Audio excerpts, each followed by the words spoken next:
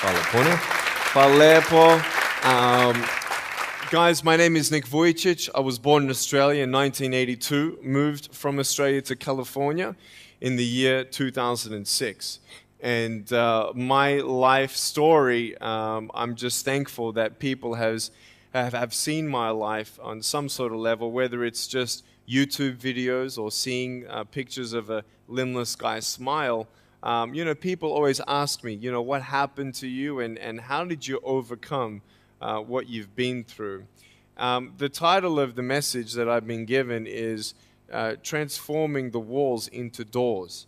When I speak corporately, the line that I like to use is changing obstacles into opportunities. Now, I'm very well aware to share with you as well, I know that there are 1 billion people going hungry today. I know that this year 1 million people will commit suicide. It's 1 every 40 seconds. I know today there are 120 million slaves, and I've met sex slaves, and I've seen the top of the pyramid as far as business and met the billionaires. I've met bankers, and I've also met orphans. We're all looking for something. We're all looking for hope. Hope you can't just have just because you were born with hope. No, we're born with pain. We're born and live through difficulties. And in our life, my parents always taught me that even though we don't know why I was born this way, that we have a choice. Either to be angry for what we don't have, or be thankful for what we do have. The power of that choice was the first thing that I had to overcome and decide for myself, especially in the early years of school. A lot of kids would come up to me and tease me. And I have been speaking at 5 congresses. I've met 7 presidents all around the world. My largest crowd was 110,000. I have 30,000 invitations for me to speak.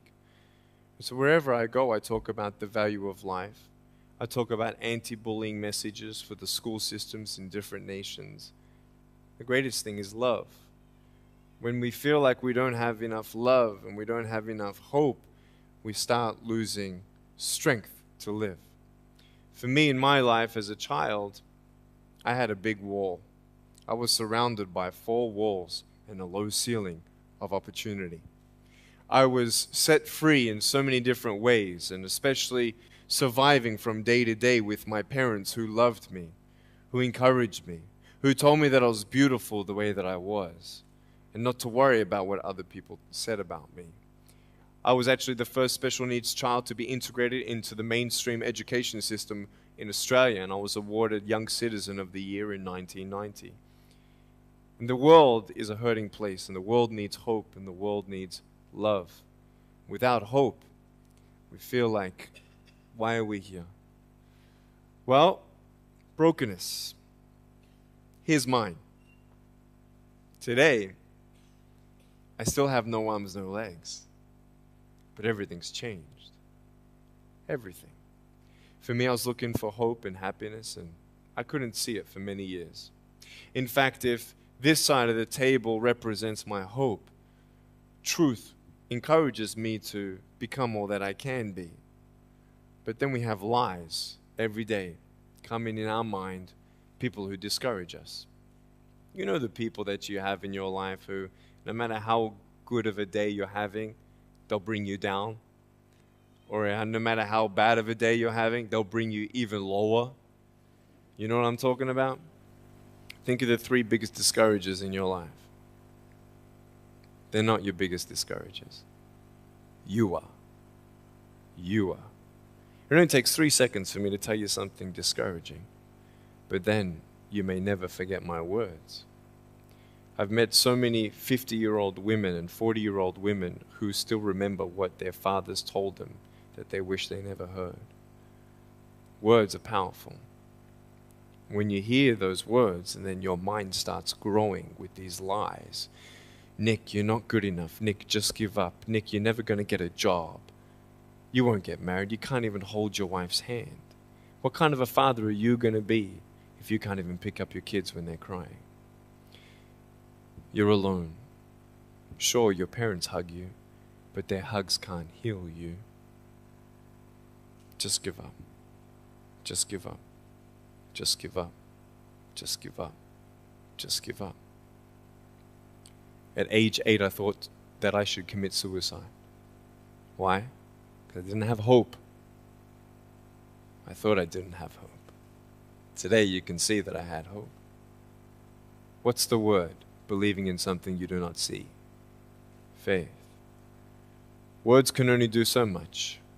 Hugs can do much more than words. But when hugs can't do anything, that's where faith kicks in. For me, words and hugs were not enough, but I had no faith. So I tried to give up. At age 10, tried to drown myself in 6 inches or 15 centimeters of water. In my home, I told my dad I just wanted to relax. But really, I wanted to end my life. I had enough. Dosta mi bio. Okay? The first 2 times I rolled over, I was trying to work out how much air I hold in my lungs before I let it out. And the 3rd time, in my mind, knowing that I wanted to get out of here because of the bullying in my life, because I was going to be a burden to my parents and I had nothing to look forward to, I realized at that moment that if I actually went through with committing suicide, I would leave a greater burden for my parents than they already had. So there was one thing less hopeful or more burdensome than having a child without limbs. What is it? A child without limbs who gives up. So when I saw in my mind my mum and my dad and my brother crying at my grave if I went through with it, that one thought saved me. If my parents never told me that I was beautiful the way that I was, if my parents never told me that I was special and that I was loved, I wouldn't be here today. So I encourage every single parent who tries their best to encourage their teenagers. Especially in the West, many teenagers put a do not disturb sign on their door. I'm sure, the conversations all around the world between a parent and a teenager. How was school? Fine. What'd you learn? Nothing. Did you do your homework? No. And that's the conversation for the day. And when you try to tell your children that they're beautiful, so of course I'm beautiful. I'm your son. I'm your daughter. Of course you're going to say that. But they're right. Every single human being has value, and my value is not determined on how I look or what job I have or where I'm from, where I was born, how much money. All that stuff is nothing. So many teenagers, tease each other for how we look, and I tell the teenagers, do you think that I'm cool enough to be your friend? They're like, yeah, of course. I said, but I have no arms, no legs. And they said, doesn't matter. I said, really? So it doesn't matter that I have no arms, no legs? I said, no, it doesn't matter. I said, then actually, if it doesn't matter, then why do we kill each other with our words if it actually doesn't matter? Why do we look ourselves in the mirror and see ugly instead of valuable? I want to ask you today, what are you looking for?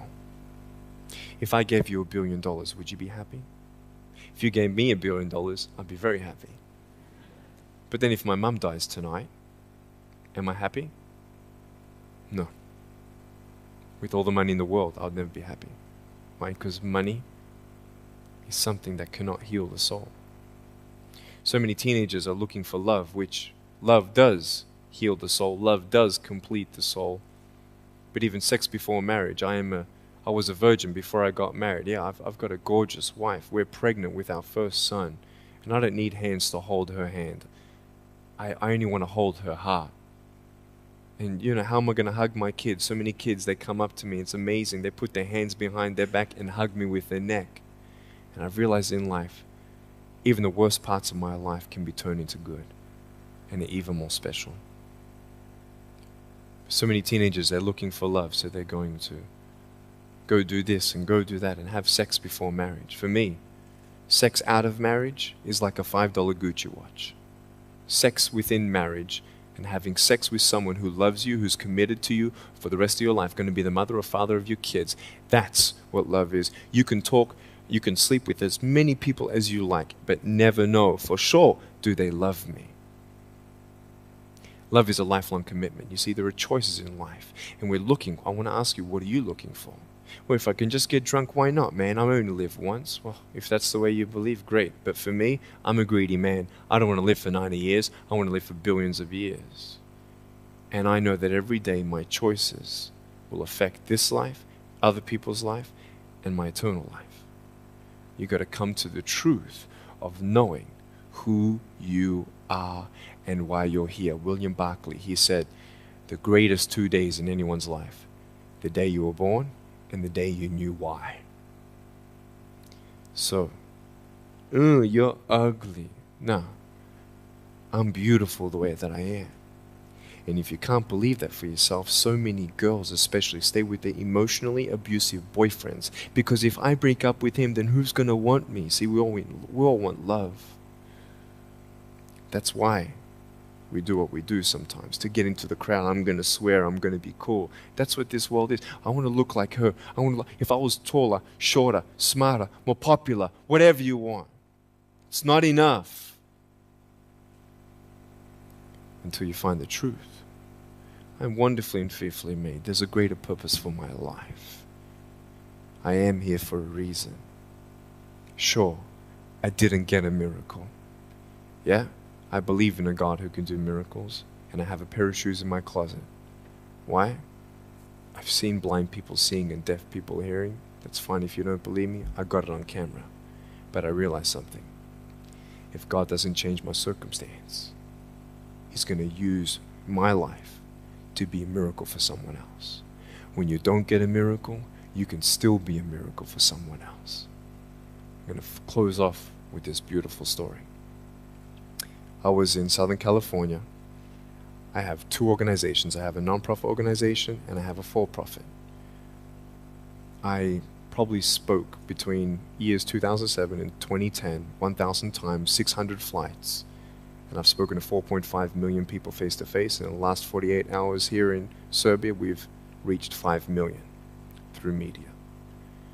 So, we have the heart of people to love others. We want people to love each other, love yourself, dream big, and never give up. We're all looking for hope, aren't we? What are you looking for? Money, drugs, sex, alcohol, pornography, fame, fortune never satisfies. It's never enough. But I've come to a peace. So check this out. When I'm 24 years old, 5-6 years ago, I was in California. And I never met anybody else like me. When I was 10 years old, I wish I would have met somebody like me. Never did. Didn't get that miracle. But at 24, in California, I saw a little boy with no arms and no legs, 19 months old, just like me. I knew he was going to be bullied. I knew he was going to go through depression. I knew he would feel alone. I knew that he would get worried if he's ever going to have a girlfriend, and so on and so on. I got the father to bring him up on stage in front of 2,000 people. And everyone was crying. And it was a materialization of when you don't get a miracle, you can be a miracle for someone else. I am not a superhero. I go through ups and downs. So do you. But take one day at a time.